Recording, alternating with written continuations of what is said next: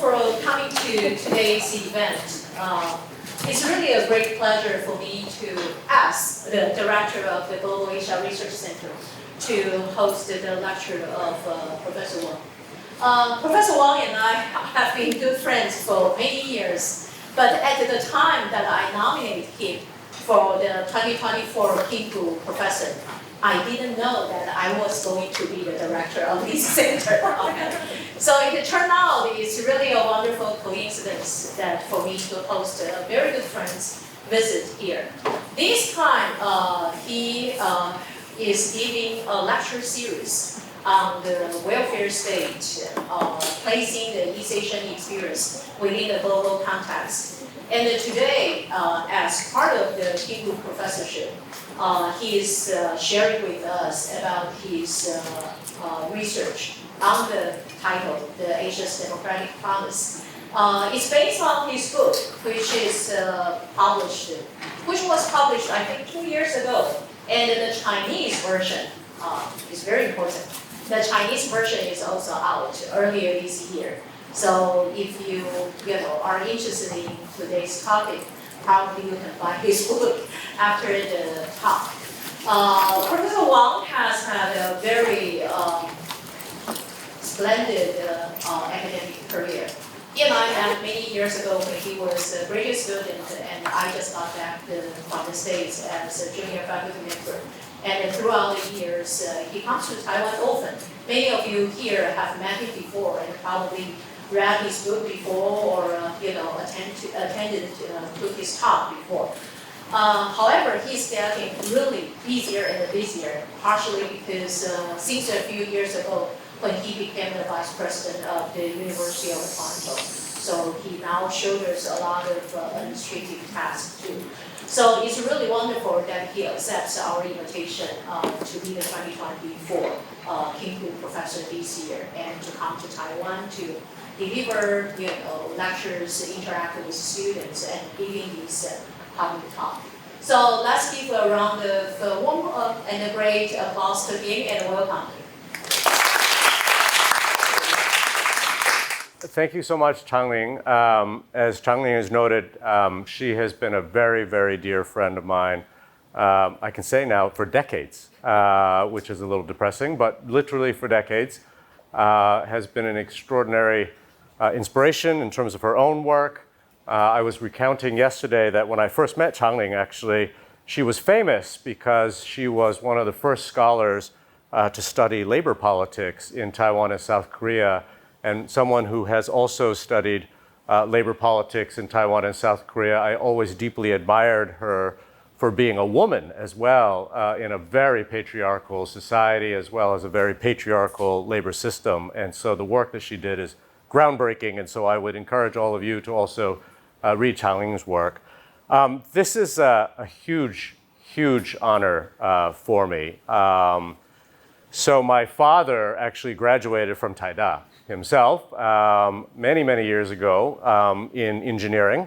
And so he has always recounted how incredibly prestigious National Taiwan University is and how he lamented why I didn't go into engineering and I must not be as smart as he is because I went into political science. But it's a real honor for both my mom and dad to be here because I really wanted them to share in this experience, as well as my wife, Jen, who I've known since graduate school. I also tell you this because this is the first time my parents have seen me give a public talk. The last time my wife saw me give a public talk was when we were both PhD students, and I was destroyed on stage by really hard questions. She has not been to a talk ever since. So I encourage you, if you have any really complicated questions, to please be gentle with me because my family is here as well. This is a huge honor for me. I am not a Taiwan specialist. I'm a comparative politics specialist, and Taiwan has always been one of my principal cases from my first book all the way to my most recent one. But I do spend a lot of time in Taiwan. It's my favorite place. It's my favorite country in the region. And it's a place I think that I've developed the deepest ties in terms of some of my scholarly work. And in fact, this book and the inspiration for this book began 24 years ago. Like many other international scholars, I've been really privileged to be a part of these election observer delegations. I've been to every election since the year 2000, and most recently in January of 24. And when I came in 2000, I was a finishing PhD student at the time. And I was here with my doctoral advisor, who was kind enough to bring me along. His name is Edward Friedman. For those of you who know Taiwanese politics will know that he's a very prolific name in the study of China, but he's also a real activist scholar as well. Someone who is blacklisted from the PRC, was blacklisted in Taiwan for his anti-KMT activities and so forth. And so a lot of my own work is really suffused with his thinking and his inspiration. In the year 2000, we were here for the election, and you'll recall it was the election that Chen Shui-bian won. And we were at the rally when President then Chen was introduced. And, you know, political rallies in Taiwan, they're a lot of fun, they're really interesting, exciting. And we were in the crowd, and I looked over to Ed, and he was crying. And I said to Ed, I said, why are you crying? And this is, of course, someone who has dedicated his life to democracy, has dedicated his life to pluralism. And for him, this was really a momentous occasion. But analytically speaking, he said to me, he said, you know, the irony is not lost on me that the very security apparatus that had once jailed Chen Shui-bian is now protecting him as he makes his way to the stage. And this was really an offhand comment in many ways. I think it was very powerful for him at the time. For me, it was really profound, but I hadn't really discovered what was so profound about that at that time.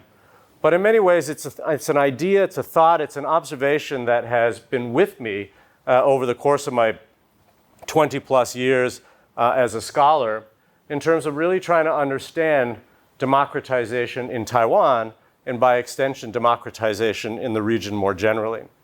And what in many ways Ed uncovered for me at that moment was the puzzle that has really driven the work that Dan Slater and I have been engaged with over the last 10, 12 years. And that is, why does a regime concede the start of democratic reform when it's still powerful, when it's still in a position of strength? And this being the KMT, right? So of course we know a lot of ink has been spilled in terms of the extraordinary economic miracle that Taiwan has experienced, going from a poor country into an advanced industrial economy. And this literature, of course, spans the 1970s, 80s, and 1990s. And in 1986, when the Dangwai movement proclaims the formation of the Democratic Progressive Party, or the DPP, most observers of Taiwanese politics at that time expected the Kuomintang autocratic regime to repress and to crush the founding of this political party. And yet, as we know in history, it chose not to, or it did not to. It did not choose to do so. A year later, martial law was lifted. In 1992, legislative elections were held. In 1996, the first founding presidential elections were held in Taiwan. Now, this was a KMT that on most measures was still a very strong regime when it initiated the tide, if you will, of political reform. Taiwan's economy was very strong. It hadn't experienced an economic crisis, as we see, for instance, in South Korea or Indonesia. The regime itself was dreadfully and horrifically autocratic, but at the same time enjoyed some credibility in terms of having delivered, or at least having had a hand in engineering Taiwan's economic miracle, and so forth. And so the puzzle that really animates this book, and the puzzle that Dan and I began to consider and to think about, was this idea of autocratic regimes conceding democracy from a position of strength. And this is in many ways counterposed to the sort of prevailing conventional wisdom in how democracy arrives, and this is based on more or less the Western literature on democratic transition, which is to say that democracy tends to arrive, at least according to the theory, tends to emerge from the ashes of a collapsed regime. that the collapse of the incumbent autocratic regime is a necessary antecedent or precondition for democracy to emerge. And this doesn't happen in Taiwan. And this presents in many ways a paradox. Why would a regime that is still strong enough to maintain its autocratic, iron-fisted grip on power concede democracy, which invites the potential risk of losing power? And so this is the paradox that Dan and I began to think about. Actually, we met here in Taiwan at a conference. We knew of each other, obviously, for a long time. He's an expert of Southeast Asia. I work on Northeast Asia. And we began to puzzle over this. And the question that we asked ourselves was, is Taiwan an outlier, or is Taiwan potentially the basis of a theory? And so the book, which was published by Princeton in 2022, is really a book about a theory of democratic transition. And I want to stress that right at the outset. So for those who've had a chance to look at the book, or even just look at the first 10 pages of the book, we begin with two vignettes to try to illustrate what it is that we're going to get at in the meat of the book. And the two vignettes that we counterpose against one another are two sort of narratives of how democracy has arrived in Asia. The first is in the case of the Philippines, right? This, in our minds, is a classic case of democracy through weakness. This is a regime under Ferdinand Marcos that is essentially so delegitimated that it collapses under the weight of its illegitimacy, such that Marcos himself has to flee, right? This is the telltale signs of what we call a collapsed regime. And what emerges from that is a democratic order that over the long term, I think we would all be quite comfortable in saying has been a relatively unstable democracy, not particularly robust democracy. On the other hand is the story of Korea, in South Korea, which we argue is an example of what we call democracy through strength. So when you go back and you think about the context in the mid-1980s, you have a regime that is really brutal, right? Under the Chen Duan administration, an extraordinarily brutal regime. No Tae-woo was a hand-picked successor for Chen Duan. And between the two of them, in the face of massive protests in the Minzhong movement, between the two of them, they conspire to essentially concede democracy. So actually, No Tae-woo himself was really quite inclined to crush the Minzhong protesters. But it was through conversations and through cajoling by Chen Duan, who also himself wanted to be sure that he received some form of amnesty for all of the autocratic deeds that he had committed, decided in many ways to concede democratic reforms. And what we saw then, subsequent to that, was the first presidential election in which Kim Dae-jung and Kim Yong-sam, who had been previously jailed, were free to contest the presidential elections. And followed that in March of 1988, we saw elections for the National Assembly.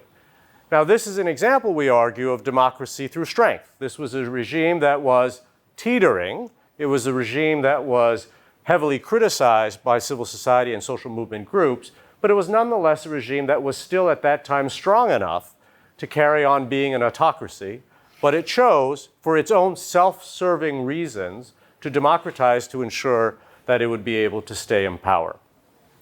So what we do at the very beginning of the book is offer basically two vignettes, two stories of how authoritarianism can end. One story is a story of collapse, which we argue leads to a very unstable democratic transition and far from robust democracy in the Philippines. And the other being what we argue is an incumbent-led democratic transition in which the incumbent autocratic power concedes democratic reform. And in the case of South Korea, in fact, the ruling party stays in power, precariously, but nonetheless stays in power. So that's how the book begins. The book ends essentially by asking, well, then how do we think about China? And does this theory offer any insights into what we might see in China? And I'll talk a little bit about, or more about that at the end of this talk. But I do want to say at the outset that the way in which we primarily think about democratic prospects in China is through the lens of what Slater and I call collapsism. That the only conceivable way in which democracy might arrive in China is through the collapse of the CCP and ultimately through the collapse of China. In fact, here David Shambaugh, who is himself not shy about criticizing the CCP regime, is quite clear in his prognostication that the end game is near, that the CCP's hold on power and its dominant position is nearing its end. This was written almost 10 years ago. We can see that he was completely wrong. But the point is that people who think about democratic prospects in China, or frankly, authoritarian resilience in China, think about it through the lens of collapsism. That either the regime collapses to usher in democracy, or it doesn't collapse, which means that authoritarianism persists.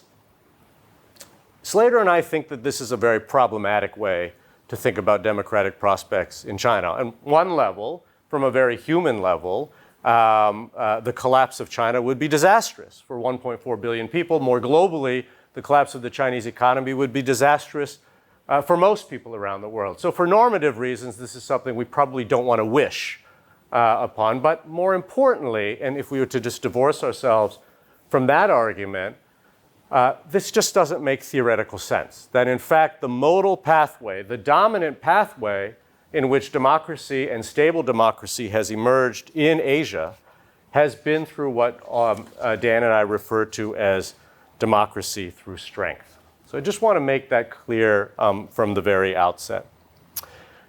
This is a book that is about democratic transition, but it's really a book about development, right? We in fact begin, the very first passage in the book says, economic development is Asia's inescapable fact. This is what we write.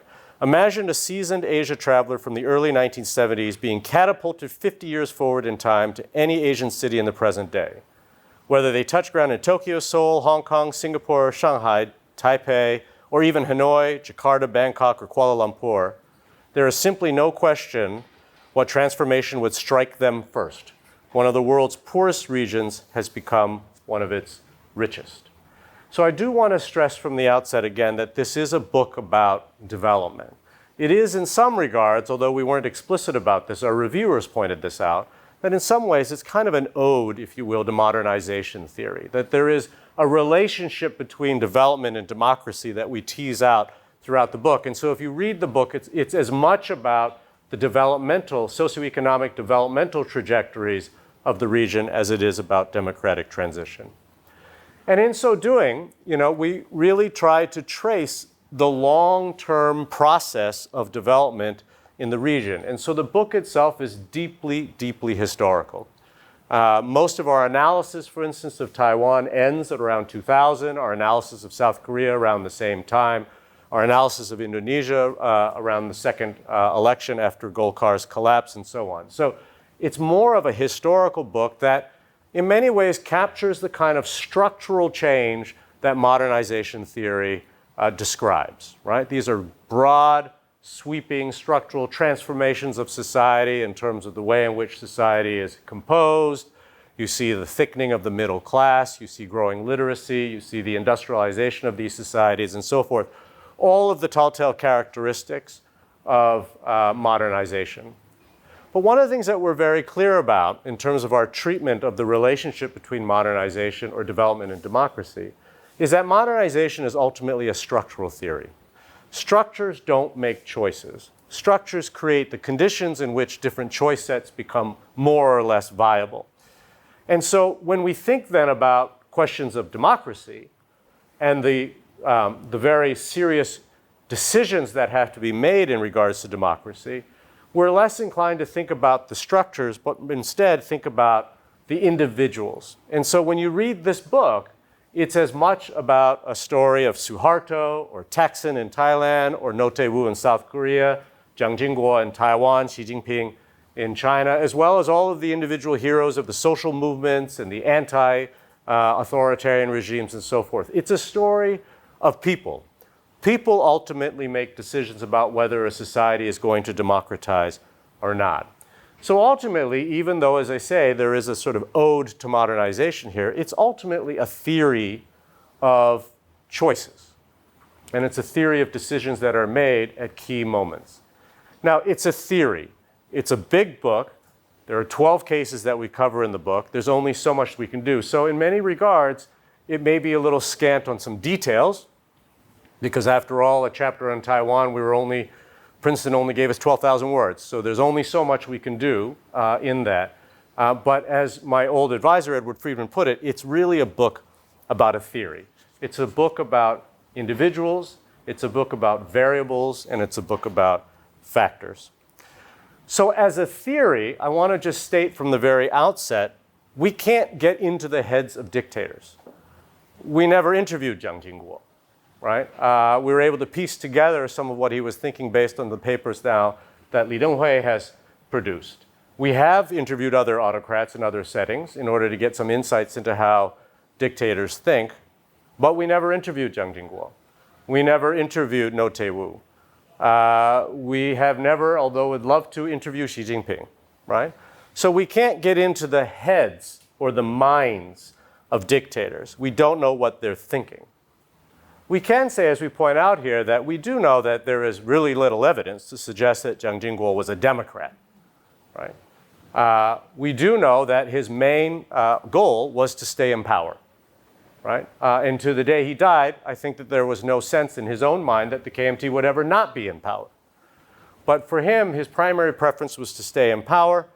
And all we can do then is look at what we can read around his decision making, but most importantly, look at the decisions that he and his regime made. So we're not trying to get into the heads of individuals. This isn't a psychoanalysis of dictators, but rather it's a theory in which we make inferences based on the actions of political dictators. Now, as I said, this is a book about choices. It's about people making decisions. And one of the things about writing a book with another person and another strong-headed scholar is that you're going to have lots of fights and you're going to have lots of arguments. And that's one of the reasons why the book took 10 years to write, because it took us a long time just to figure out how we were even going to organize the chapters. I tell you this because we had to make a lot of choices as authors, right? We knew our cases well, we knew what our theory wanted to say, but we had to figure out how we wanted to unveil this as a book. And so, for all of those of you who are emerging scholars, who are thinking about co-authoring or writing with other people, this is something to consider. You're going to have to sit down and actually make some serious decisions about what it is that you want to do. One of the most important choices we made was, and this was one that we actually agreed on, was that Taiwan would be our exemplary case study. So I've already given you a very brief thumbnail sketch on how the Taiwanese experience, in many ways, informed our theory. It was the case from which we were going to inductively generate our theory. It was, in many regards, as we say, the exemplary case. But we did not want to start with Taiwan. We actually chose to start with the case of Japan. And the reason why we wanted to start with the case of Japan was in many ways because Japan, I think, sets the table for a lot of what happens in the rest of the region over time. But it was also because it was, frankly, the hardest case, right? Conventional wisdom, as it's understood in the case of Japan and how democracy arrives in Japan, is that this was externally imposed by the United States. This was a constitution that was designed by the Americans, and Japan, politically prostrate at the time, had no choice but to accept democracy. In other words, there were no choices to be made, no decisions, no political agency on the part of the leadership in Japan.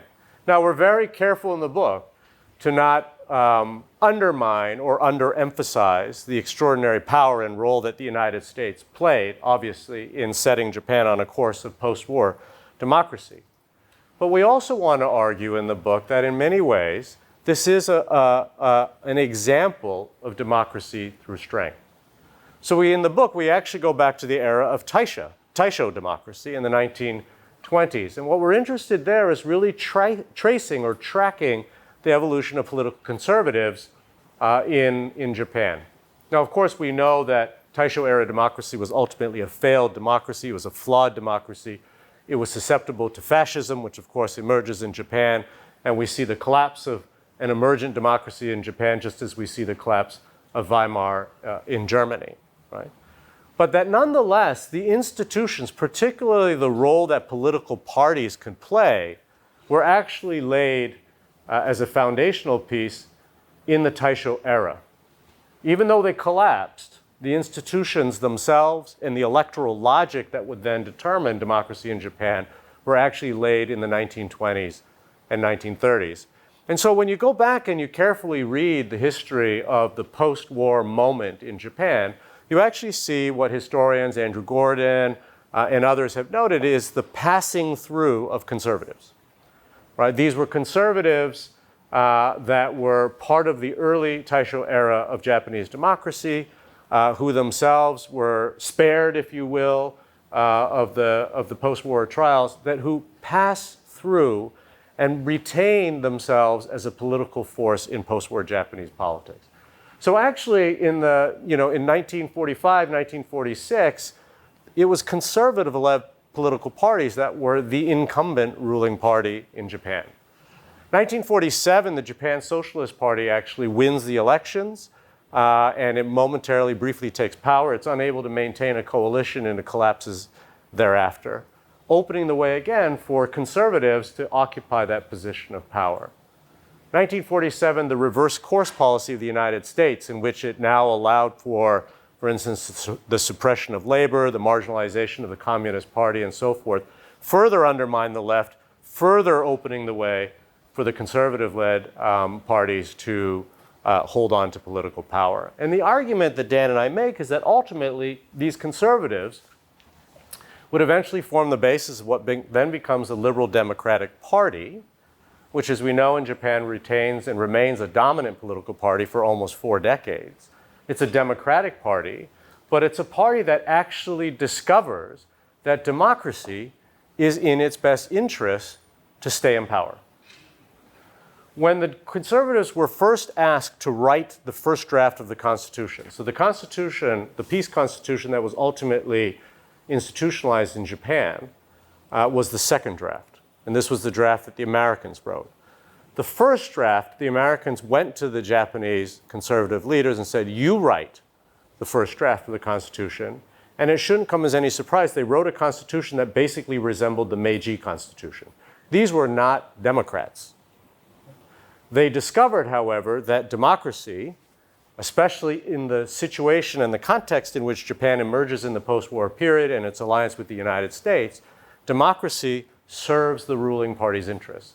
In other words, it was shown to be what Dan and I call incentive compatible for the former autocratic regime to adopt democracy.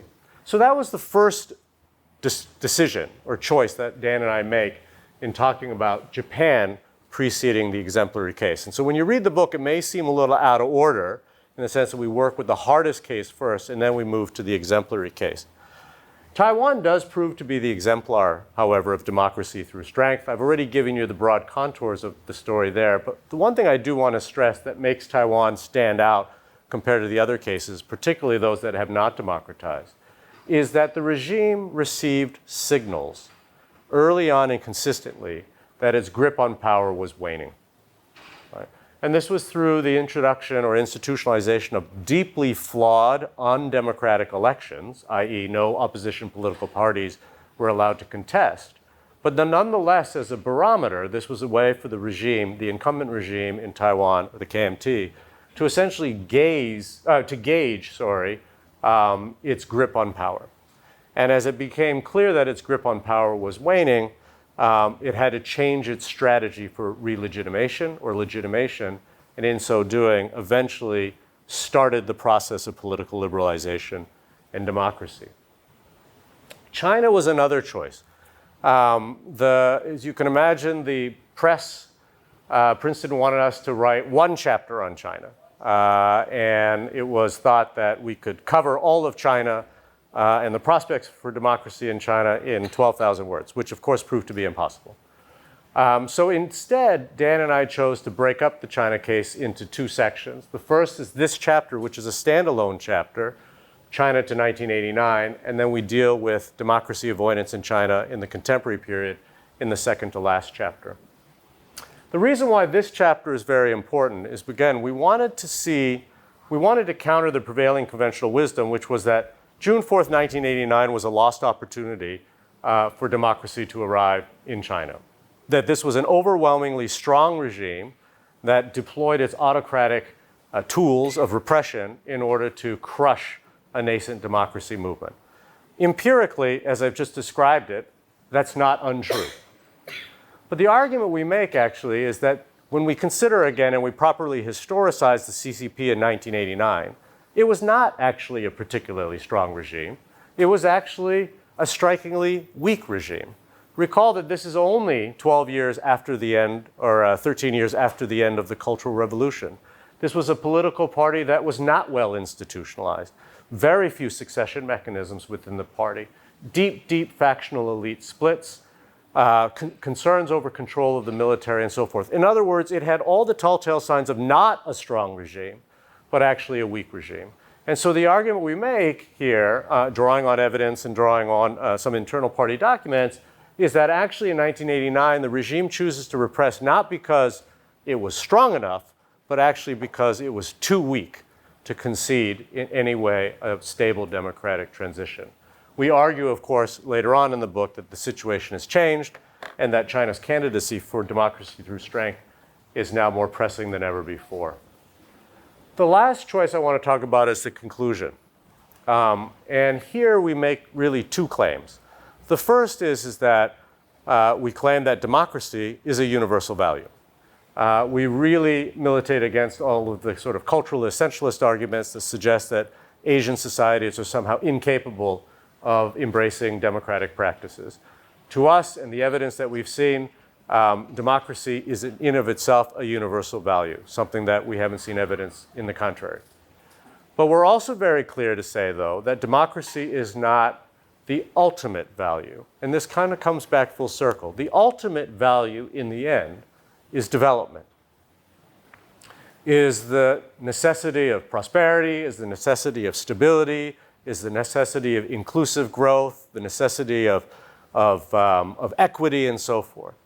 And so that ultimately, and we end the book by making this claim, that if development is to be curtailed, then democracy will forever be vulnerable. Its resilience and its durability relies on continued development.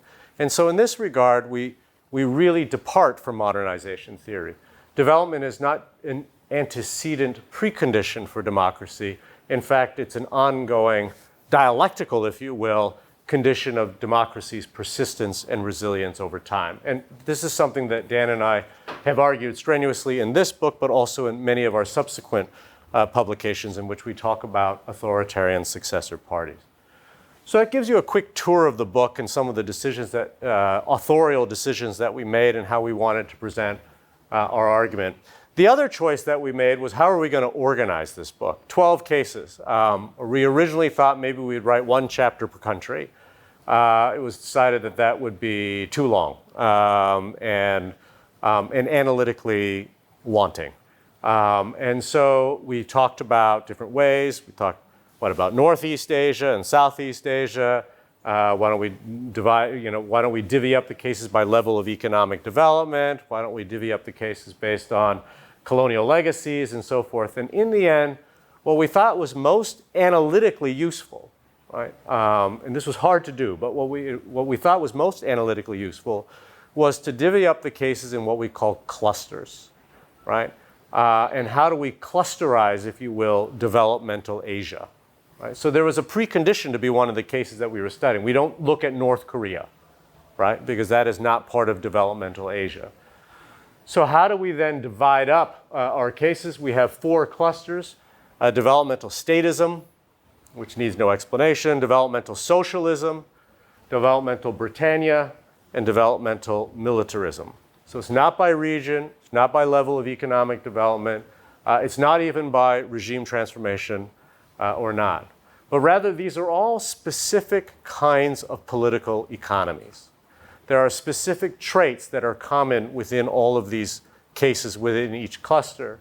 And so in one sense, again, as authors, you want a framework that helps sort your cases on an empirical descriptive level. And so this sorting mechanism helps us do that. But more importantly, these clusters also carry with them causal weight. There is some explanatory value in clusterizing, if you will, the region in this way. Developmental militarism, for instance, is a set of cases in which you have military regimes that we argue are willing to experiment with democratic reforms, and they all have to varying degrees. But because they are military regimes, the military is never that far away. And the military's key preference is stability. And so at the hint of any instability, whether it be in Thailand and most recently in Myanmar, those democratic experiences can be quickly reversed. So there is a logic to each of these clusters themselves and a causal logic as it relates to our theory. At the core of our theory, though, and I just want to do some level setting here, is a classic observation made by Barbara Geddes, a political scientist who specializes in Latin America, and this really is what drives our research, and that is that the preferences of party cadres or the incumbent ruling party are much simpler than those of military officers who have to deal with lots of different questions and concerns. Like democratic politicians, preferences of parties is simply to hold office.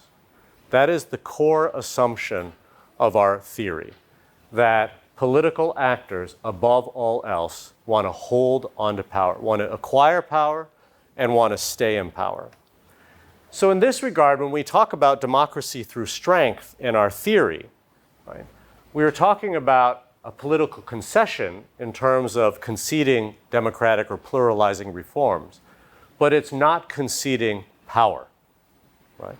It is, in fact, as we argue, in many ways for incumbent regimes, a way of conceding democracy to stay in power. So again, as I've noted, Jiang Jingguo unleashes or begins to unleash some of the political reforms that would eventually manifest in Taiwan's democratic transition, not for the KMT to concede power. Right? It was to concede political reforms precisely in order for the KMT to stay in power, just as it's the case in South Korea with No Tae-woo, just as it's the case with the conservatives in Japan, and also just as it's the case with the Golkar party in Indonesia, which frankly had no hopes of retaining power, but minimally wanted to stay relevant and wanted to stay, as Dan Slater has argued, the kingmaker of any coalitional governments thereafter. So we want to be very clear, conceding democracy is not tantamount to conceding power. In fact, quite the opposite. So in the book, and we don't have a table like this in the book, but this I think in many ways sort of captures our theory here. On the left-hand side is the sort of conventional wisdom of how democracy is going to emerge through the lens of collapsism or democracy through weakness. And as you can see here, in a democracy through weakness scenario, like in the Philippines, and indeed like in the Soviet Union or the former Soviet Union, you essentially have a regime in which the dictators themselves are trying to hang on. They are faced with the imminent threat of bottom-up revolution. They are conceding defeat, right? They are conceding defeat in the sense that they expect to be losing power, and as a result, they negotiate their exits in a way that is best for them. Best for them means probably not being in jail, right? So this is the sort of classic way in which democracy through weakness emerges. And if you look at the historical record, democracies that have emerged out of these collapsism scenarios have tended to be less stable. In the case of our theory in terms of the modal pathway of democracy through strength in Asia, this is really about dictators beginning to experiment with political reforms and possibly democratic reforms. We even see this, for instance, in the case of Myanmar, in which the military regime stands aside and allows some political reforms to take place. But as we would expect with military regimes, once there is any instability, militaries do what militaries do, and that is to step in again. But nonetheless, they're willing to experiment. There is an expectation that if the regime were to democratize, that it would be a stable democratic transition and that there would be a stability that would allow for continued socioeconomic development. It's not about conceding defeat, it's about conceding democracy, and it's about a unilateral leveling of political power. So the point here is, again, democracy through strength is a particular pathway that we're capturing in a theory here, but is one that is nonetheless anchored in the empirical reality as the modal pathway of democratic transition in the region. This is another way of thinking about the theory that we put out here. Strength, as we said, is a precondition for democracy through strength, but strength in and of itself is not sufficient for democracy to emerge. There are plenty of strong autocratic regimes out there for which there is no prospect of democratic transition. Strength needs to be translated into confidence. Confident regimes are more willing to concede democracy from a position of strength. And in our theory, we offer two kinds of confidence. Stability confidence, i.e. the confidence that a regime transition would nonetheless remain stable and that the fruits of development could continue to be realized. So there's stability confidence, and then there's also victory confidence. Right? How likely is it if the incumbent regime were to concede democracy that it would actually, from its own point of view at best, continue to be victorious, or at least stay relevant and not become politically obsolete? Now again, confidence itself, you can be a confident regime and you can have the prerequisite or antecedent strengths to consider a democracy through strength scenario, but strength and confidence in and of themselves are also not going to trigger a democratic transition, but rather the incumbent regime has to receive signals. And it has to receive signals that the regime's grip on power is in precipitous decline. Right? It's losing its unassailable grip on power. And in the book, we offer 4 kinds of signals that the regime might look at or the regime might consider. One is what we call electoral signals.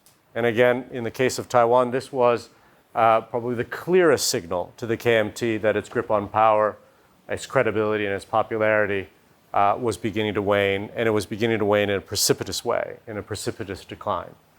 There's also geopolitical signals.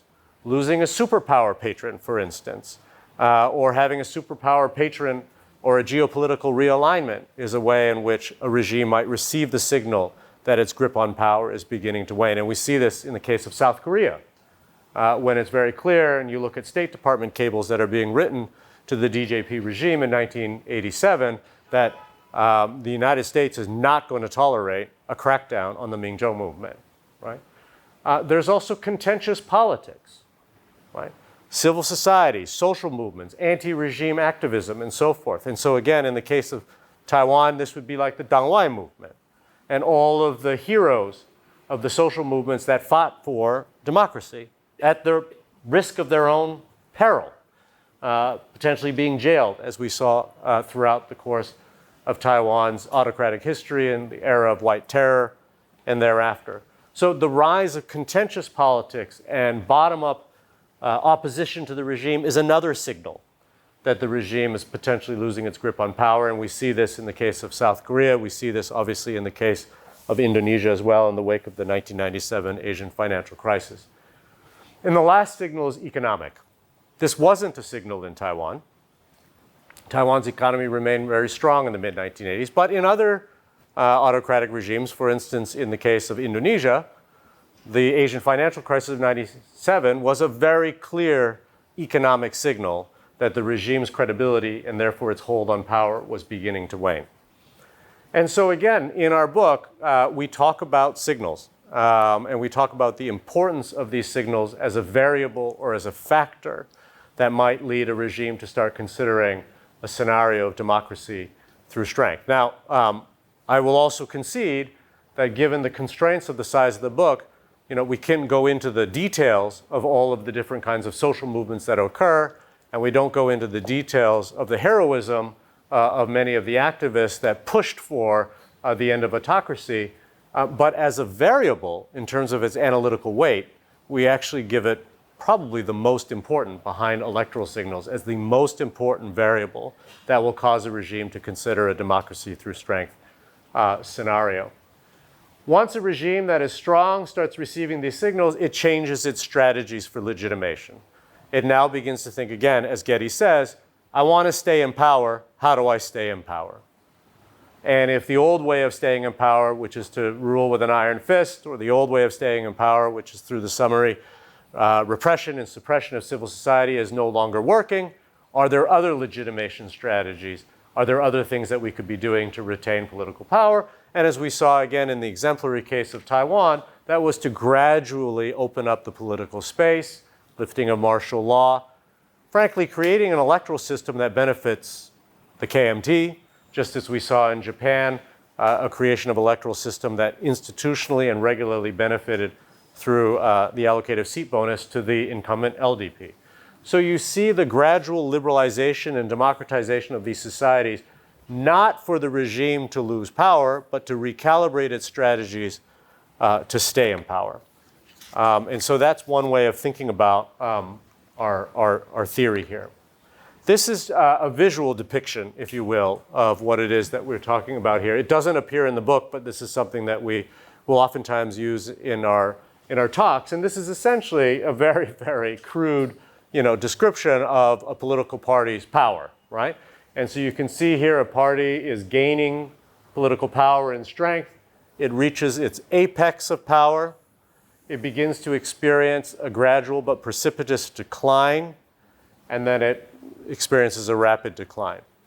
And in our theory, the argument we make is that political parties or political regimes that are increasing their political power have no incentive to democratize. They receive no signals that they need to democratize. There's no reason for them to democratize to stay in power.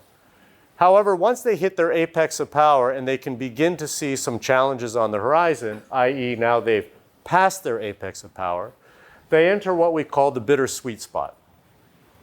Bitter, because the regime can no longer hang on to power as it had for, in some cases, decades.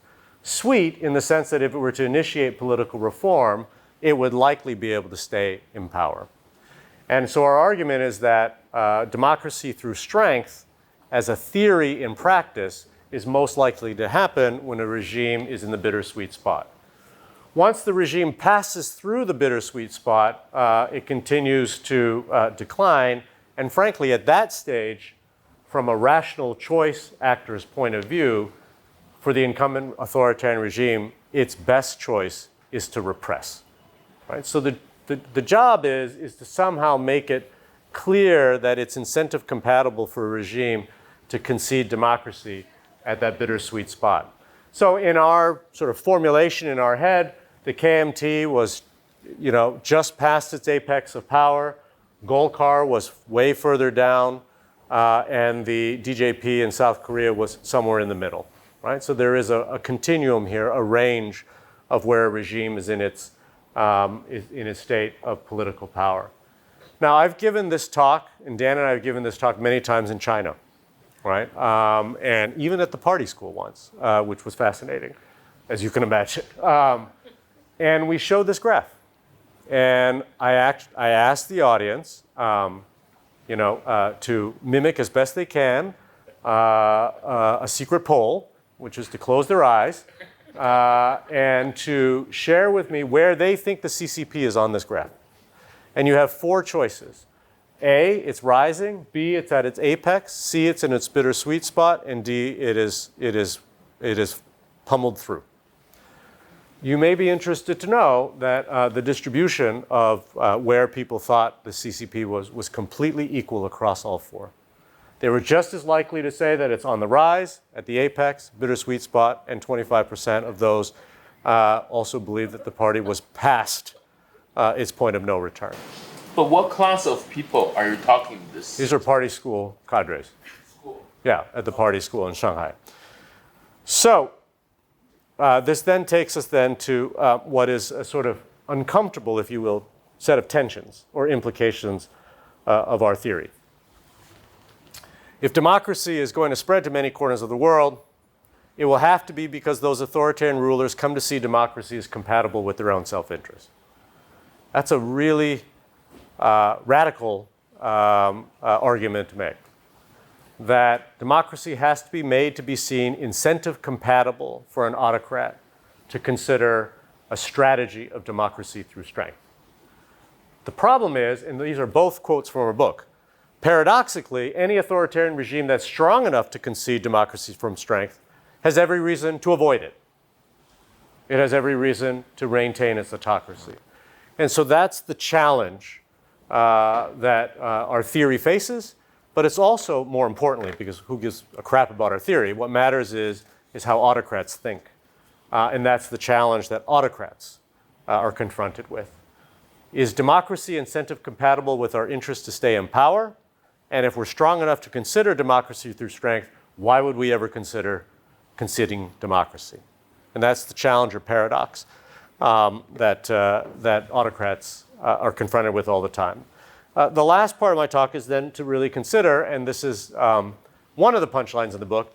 Dan and I did not want to write a book about China, even though Princeton University Press thought that that would sell more copies, because anything with a dragon and a red cover is bound to sell copies. We decided to have a green cover and to do a comparative study. But nonetheless, we felt it important to give the China case, and importantly, China's candidacy as a candidate for democracy through strength, some analytical attention.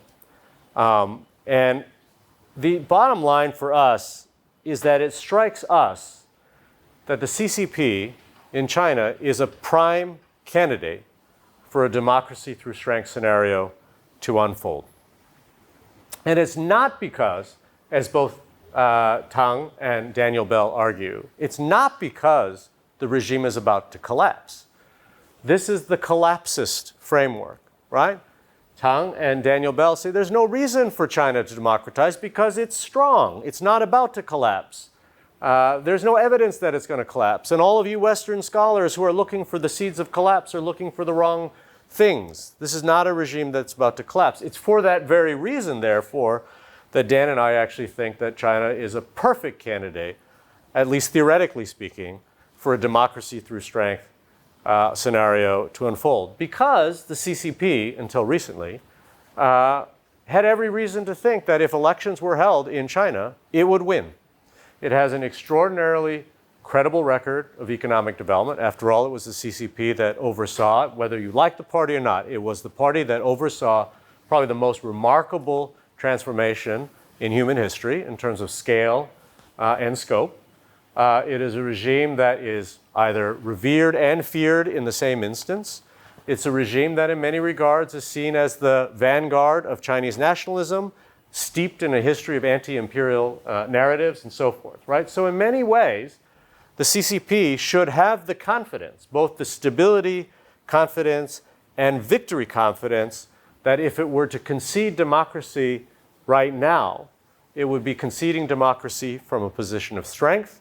It should expect a transition to be stable, and it should expect, at least in the near term, for the CCP to continue to win power.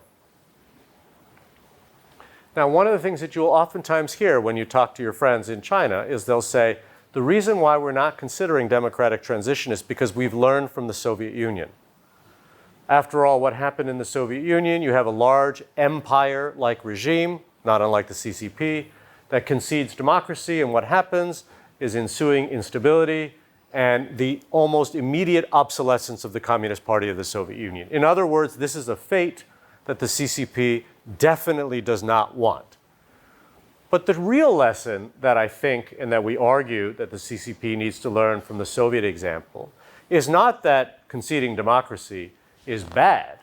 What they should learn is that conceding democracy when it's too late is bad. Because after all, when the CPSU and Gorbachev launches Glasnost and Perestroika, this is no longer a strong regime. In fact, Glasnost and Perestroika reveals the internal rot, if you will, of the party, such that it makes total sense that the party becomes politically obsolete and instability ensues, and the CPSU is no longer a viable political actor. The lesson, therefore, for China to think about is not conceding democracy as being a bad thing, but actually conceding democracy once the regime has passed its best before date. So the argument we make in the book is that theoretically speaking, the idea of a democracy through strength scenario unfolding in China should hold. So in this regard, we make the argument that theoretically the CPP is an ideal candidate for democracy through strength. Indeed, it is more like the KMT than it is the Communist Party of the Soviet Union. That being said, theoretically promising does not mean empirically likely. And so we're not naive in the book, in which we then make the argument that Kevin O'Brien, who reviewed our book as part of a series, echoes, is that notwithstanding the logic of the theory, there are a whole host of reasons why we should not expect China to democratize anytime soon. That it remains unlikely that the CPP, despite the theoretical projections we make, would ever consider a democratic transition. And in the book, we talk about various reasons why we think this is unlikely. The geopolitical rivalry between China and the West right now makes democracy a less and less appealing, attractive option. As Kevin O'Brien notes, there are many alternative means of legitimating the regime, right? So we talk about strengths, signals, and we talk about strategies. The argument we make is that the strategic choice is to choose to concede democracy, but as Kevin O'Brien and as we mentioned in our book, there are lots of strategies that the CCP can choose that are not democratic in nature or not democratic in its promise. The socialist cluster itself is also a very important and interesting cluster. There is nothing in the heritage of these vanguard parties that would suggest liberal democracy is ever in its eventual future, right? Even in its most cynical interpretation of the KMT, one could at least say, as the conservatives in Korea do, in the Republican notion of Korean nationalism, that there was always the seed, if not realized, of an eventual democratic transformation. This does not exist at all in socialist parties, and my colleague Luke and Wei and Steve Levitsky have just written a terrific book actually on socialist revolutions and why we shouldn't expect even illiberal democracies to emerge because of this socialist heritage.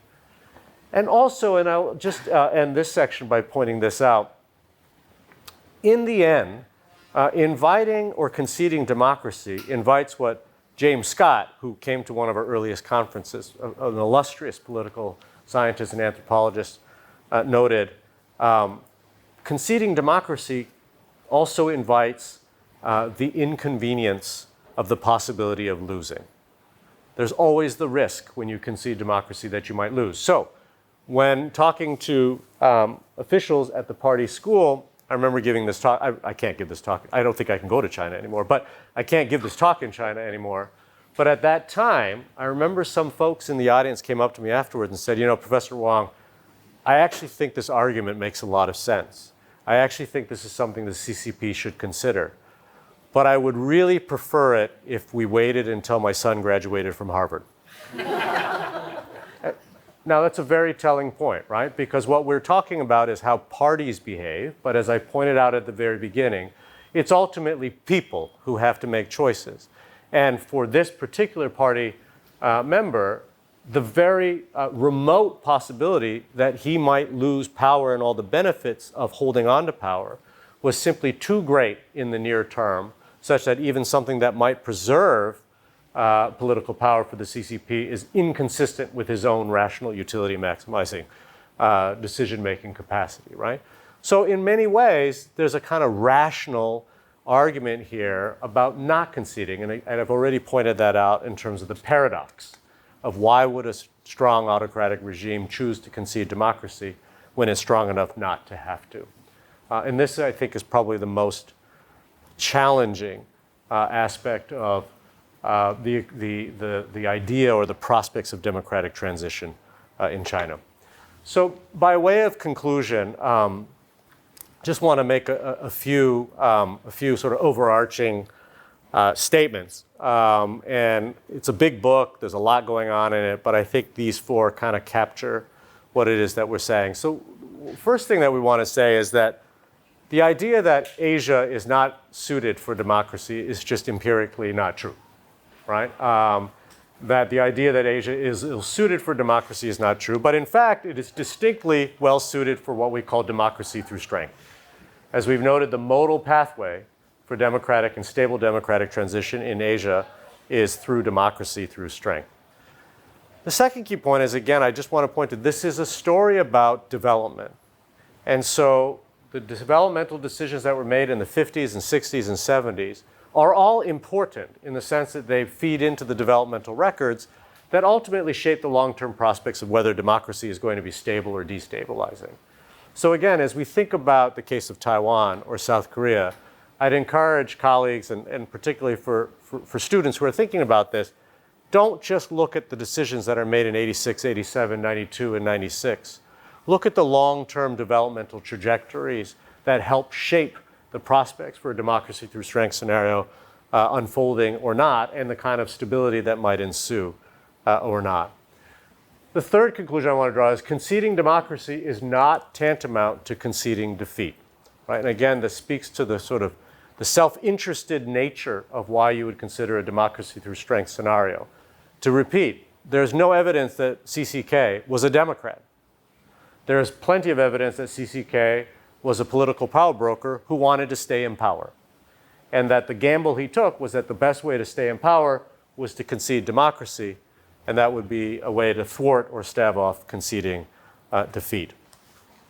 And the last point is something that we've been thinking a little bit more about. It's more of an offhand comment in the book, but Dan and I have been participating in a project now that Jacques Delisle is running at UPenn, and it's around this idea of incentive compatibility, right? That political pressure on regimes like the CCP has its limits. That ultimately political pressure and the combination with the argument that actually democracy is incentive compatible with your interests is more likely the way in which democracy is going to arise in a place like China, which at the moment seems completely against any such move. So the emphasis here is less on the pressure and more on the incentive compatibility, which is not to say that either one on their own we think would ever be sufficient, but that the incentive compatibility piece is also critical because it appeals to, again, the very core of our argument. Political power brokers' primary preference is to stay in power, and that they will make decisions to best ensure that they can stay in power. So with that, I'll leave it at that. Thank you very much for your attention, and I look forward to easy questions from all of you.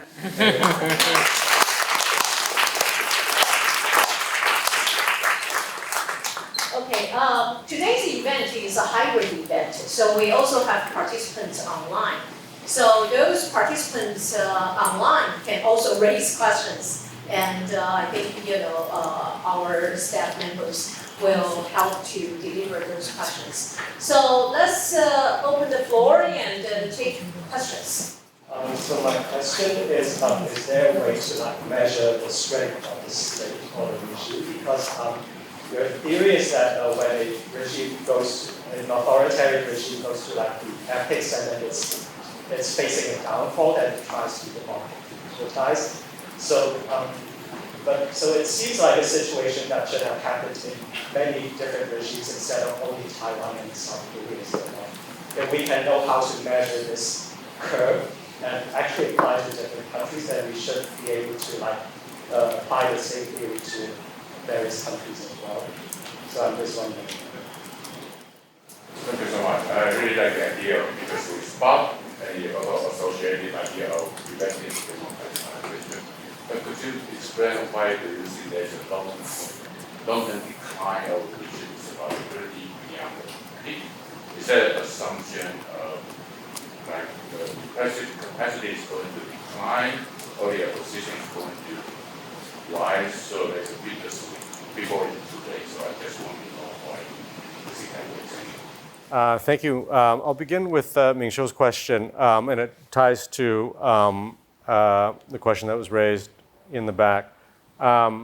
So, I mean, the way we think about this is that, an autocratic regime has various tools at its disposal. Some of them are the repressive capacity of the state. Some of it can, through economic legitimation. There are a whole host of strategies at its disposal. And the argument, or the point that we're trying to make is that there comes a point where simply the demands of society have become too complex and complicated for an autocratic state to be able to manage all of this. So one of the key points that we make in the book is that development, one of the consequences of development is what we call the creation of demanding citizens, right? Citizens just demand more. Not in a bad way. They demand more complicated things, they demand more complex things from the state, and the state, either by stick or carrot, is just increasingly unable to deliver. And so, a regime will oftentimes, and empirically I don't think this is untrue, a regime will oftentimes try to either recalibrate their economic legitimation strategy. So we'll see, for instance, more allocative decisions on the distribution of benefits of growth, We see that oftentimes. Autocratic regimes on their dying days will focus more on social policies and the redistributive kinds of elements. Those don't typically last very long. They will oftentimes rely on the repressive capacity. But as we know in the case of Taiwan, and certainly in the case of South Korea, at points, demanding citizens overwhelm the ability of the state to continue to retain power using those methods, right? And in the case of Taiwan, I mean, the thing with the Dangwai movement was that it was not only an intellectual movement, it was an intellectual movement that manifests itself at the polls.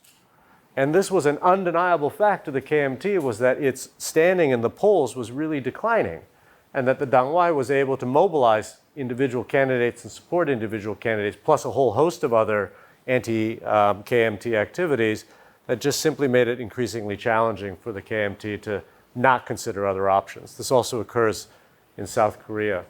In answer to your question around measurement, this is, I mean, we're political scientists, right? So you won't be surprised to hear you're not the first person to ask us that.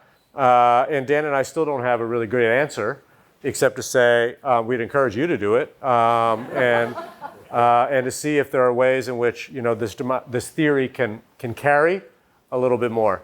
I mean, but kidding aside, I mean, part of this, it's not an exact science, right? And so again, we want to be very careful. We don't know what an autocrat is thinking. We don't know what a dictator's calculation is. We don't know if the dictator is overconfident or underconfident, right? As they're looking at the facts on the ground. And so we are really, we really resist the temptation to say there is a threshold, or that, once your political power declines by one standard deviation or whatever, then, you should expect that that's the. No, a lot of this is just, it's people making decisions and people choosing and interpreting and misinterpreting when that optimal time is and when that optimal time would be. So Dan and I, Dan himself may have a slightly different answer, but knowing his scholarship, we would be resistant to that kind of measurement. That being said, I think it would be a really interesting study. And in the book, we do offer several features of state strength that could be quantifiable if you wanted to. I think you'd have to use some imaginative proxies, but there are ways in which you could do it. It doesn't serve our purposes in this book, but to test the theory's robustness and travelability, I definitely think this is something that others could pursue. Introduce yourself. Okay, I'm Yuri Komikiewicz. I'm here from the International Relations group, and I was just interested when we're talking about this. It's kind of a top-down democratization, right? And I was wondering if right now, when we're looking at Russia, we had long time this idea of we make them compatible with us, we link them together, they become economically strong, and they're kind of going to have a kind of like top-down systematic change. Now, obviously, countries nowadays, especially like in Europe, but I think the general trend is to have like a bigger distrust nowadays, right? Because of Russia and what happened in Ukraine.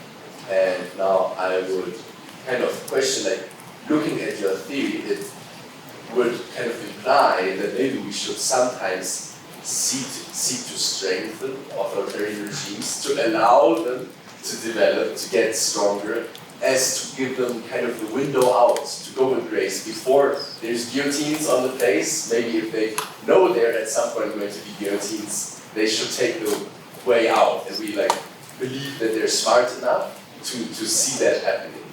So I was just wondering, like, is this not like a little implementation of that theory?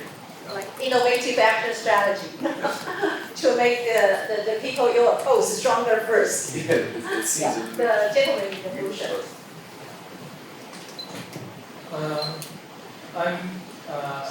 My name is Kang Ji. I'm from South Korea to attend this meeting. My question is about your theoretical framework. Assuming that the democratization is a sort of the confidence of the the authoritarian ruler is a very, I think, it's only a part of the game. I believe that you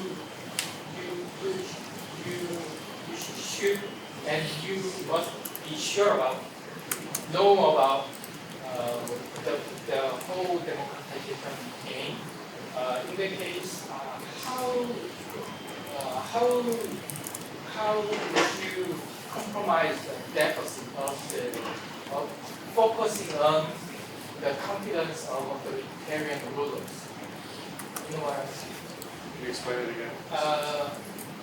There are Compromising deficit? there are many explanatory where in explaining the democratization game, but you focus on the intention, the confidence of the ruler, the authoritarian ruler. In the case, we have to ask what other variables. For example, the civil society and other actors in the game. So I'm a master's student in political science from National Taiwan University. My question is about the bittersweet point. Why do some leaders choose to democratize at a certain point, but some leaders misses the bittersweet point? What is the key? Is it because of their miscalculation of their own power, their own strength? Or is it because the concept of the bittersweet point is based on the subjective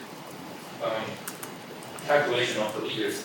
Some leaders think now is time. Now it is the time for democratization, and some leaders think no, this is not the time. Time hasn't come yet, so they didn't choose to democratize. But some people think maybe this is the chance. So maybe is bittersweet point is subjective, a time or objective? So in the first question, there is a slight risk when you're presenting an argument of a book in 30 minutes or 40 minutes and there's a temptation among social scientists to reduce it to as parsimonious an explanation as we can. So first of all, if you read the book, it's not parsimonious. It's very, very dense. It's the longest book either Dan or I have ever written, and we could have gone on for much longer. So I want to resist the temptation to think that this is a top-down theory of democratization, but I understand where that conclusion might come from, because this part of the story that I'm telling is the part that involves what dictators think and the kinds of calculations that they make. But they don't operate in a vacuum. So there is a whole other set of stories that are shaping the decisions that autocrats are making. And so, one of the core signals that could be received by the autocratic regime is contentious politics. That's a bottom-up story, right? That is by its very nature a bottom-up story, and it's one that we're able to do some coverage of in the book, but because of space limitations, we can't do it fully. But as I note, we give it full analytical causal weight. Like, there is no concession strategy if there's no contentious politics, right? What we're trying to do in this book, though, is to suggest that, or at least to shine light on why democratic choices are made, right? Because I think that in many ways, we oftentimes think, especially in structural theories, that structures and structural changes make democracy inevitable. But that actually doesn't happen. Democracies are the results of decisions. They're the results of decisions of activists who go to the streets.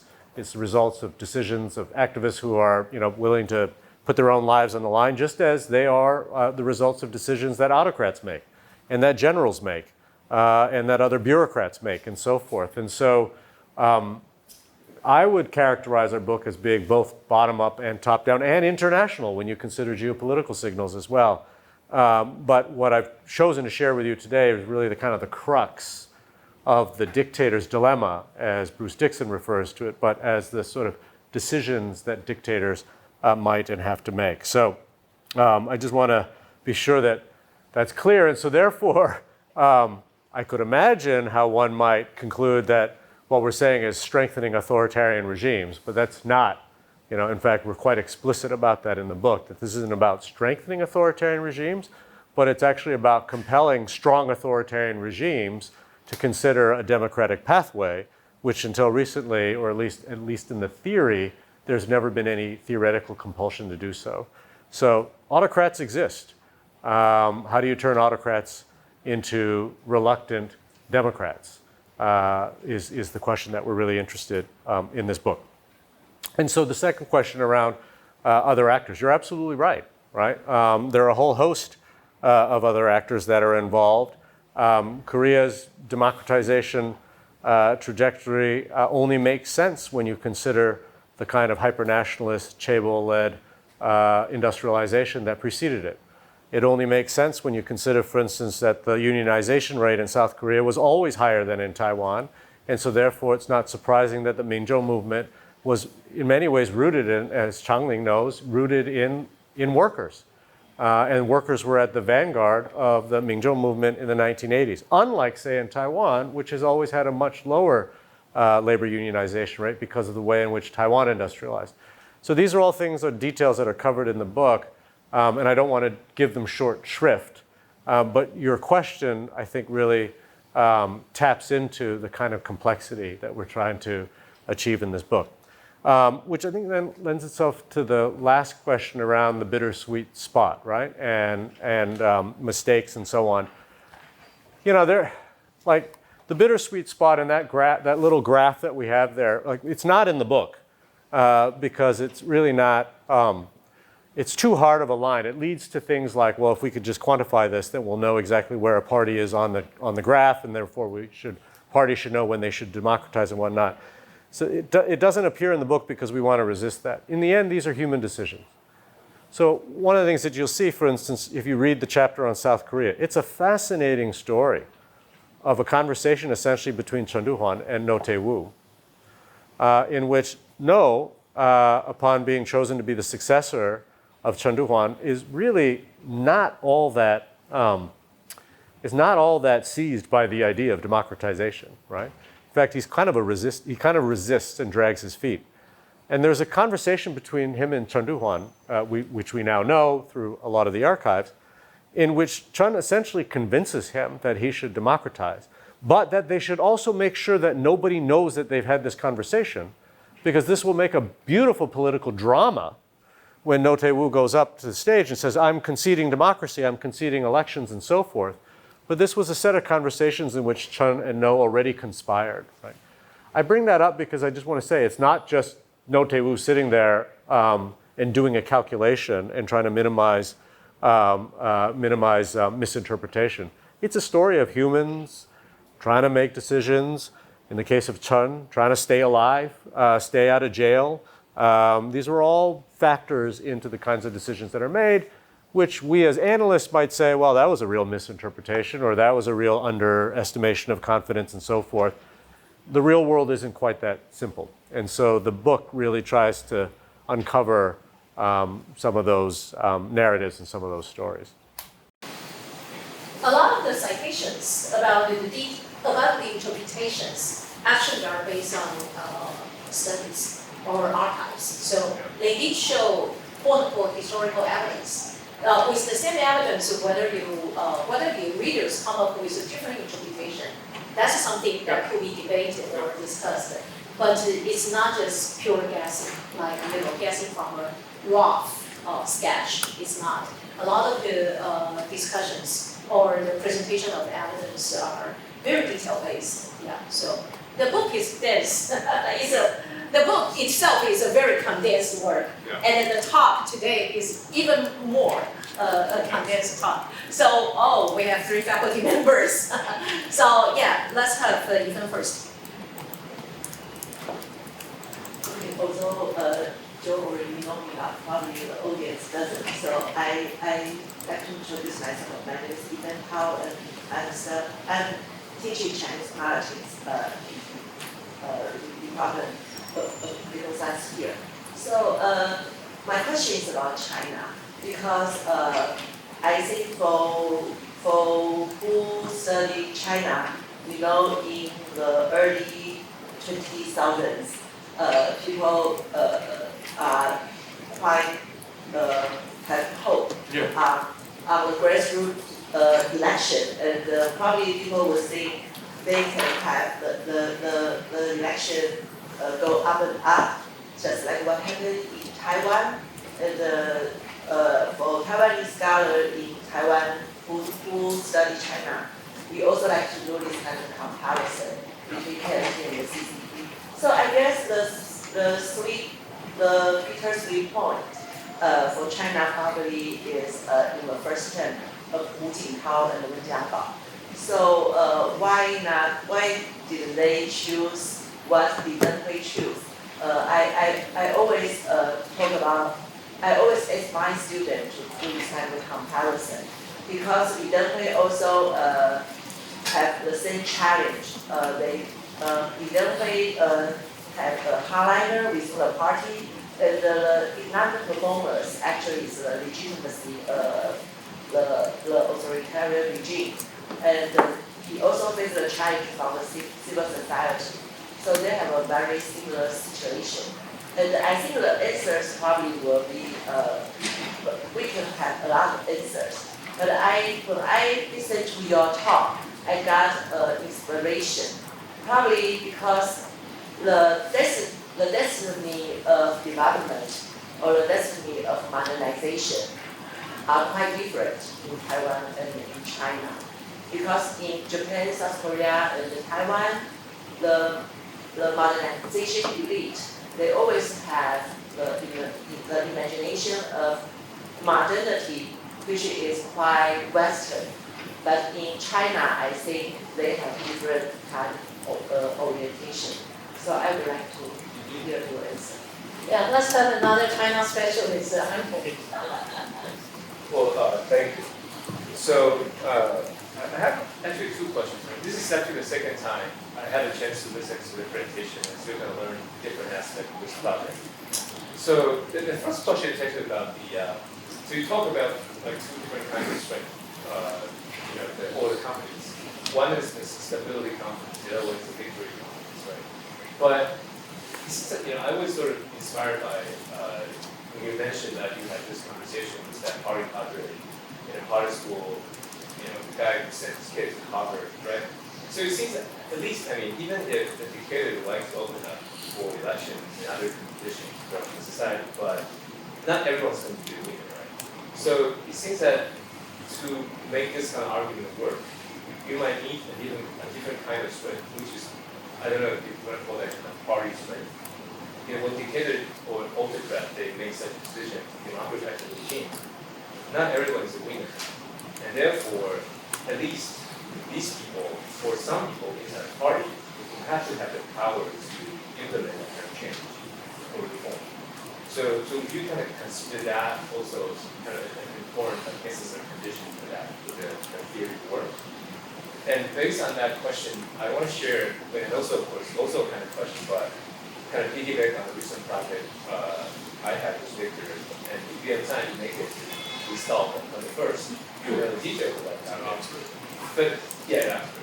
So the thing is, even though we're kind of studying a different thing, right? Because China is kind of making a different transition under Xi Jinping, making the regime actually even more autocratic. But somehow through that study,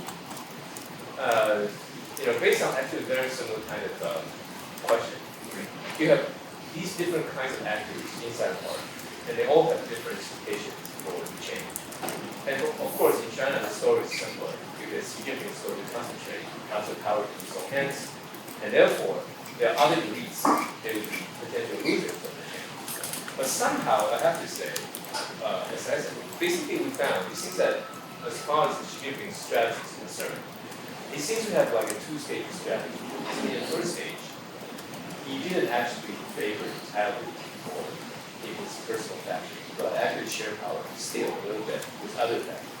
And our interpretation is that this is a way to prevent other people from overcoming the class-faction problem. Because if you squeeze them too much, then there's no way they have no other thing to do except to resist. But because of this kind of still, the power sharing strategy, therefore those people, they would sort of allow Xi Jinping to do things without too much resistance. So the thing is, it seems that there's some kind of myopism on those political elites who kind of allow Xi Jinping to concentrate so much power in Contentious without resisting. So I wonder if there might be some of the story going on in democratization as well. So some elites inside the party, they might not have the full understanding of what's coming, or and maybe they know what's coming, but it's just they are so myopic. And therefore, they didn't know they might lose, and therefore play along with the ultimate to let open up the regime. So these are two questions I have. I wonder what the deal with that. Right? Okay, I will have Yit-Chong have the last question now because, yeah. Thank you. Okay, thank you very much. So first I want to mention, thank you for the fabulous presentation. I also assigned this book in my graduate course. All my students loved it. But I promise I will raise this question when I see you. They have a problem figuring out the developmental Britannia example, but probably for the interest of time. But then for them, that's the hardest cluster for them to understand. My second question actually followed Professor Tao's question earlier. The curve, although you mentioned you didn't have that in the book, but I see that's a very simplistic way and very straightforward way for us to understand the bittersweet spot. But how is it just one, curve? Is that possible to have multiple waves of this kind of bittersweet opportunities for the dictator to seize the opportunity for reform? Because the strengths and the confidence and the signals that you mentioned is not one shot for all kinds of opportunities. That could be reoccurring opportunity for the dictator to perceive the opportunity for change. That would be my question.